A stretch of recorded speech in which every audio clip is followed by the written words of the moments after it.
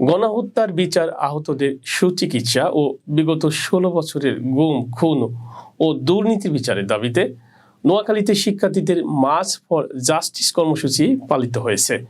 বৃহস্পতিবার সকালে নোয়াখালী বৈষম্য বিরোধী ছাত্র আন্দোলনের ব্যানারে ও নোয়াখালী সর্বস্তরের ছাত্র জনতার আয়োজনে এ কর্মসূচি পালন করা হয়।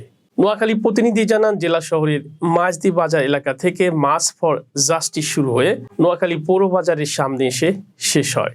পরে এখানে সংক্ষিপ্ত সমাবেশ করে শিক্ষার্থীরা। এ সময় তারা বলেন, হাসিনা সরকারের পদত্যাগের দাবিতে ছাত্র আন্দোলনের সময় শেখ হাসিনার হুকুমে যে গণহত্যা করা হয়েছিল তার বিচার হতে হবে। আন্দোলনের সময় যেসব শিক্ষার্থী পুলিশের গুলিতে ও ছাত্রলীগের সন্ত্রাসী দ্বারা আহত হয়েছে তাদের সুচিকিৎসা নিশ্চিত করতে হবে।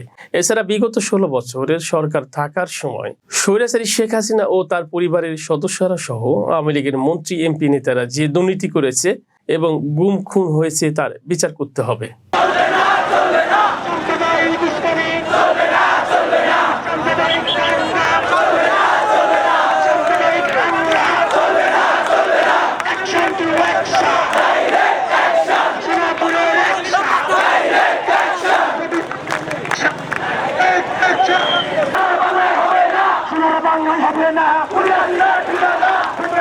ঠিকানা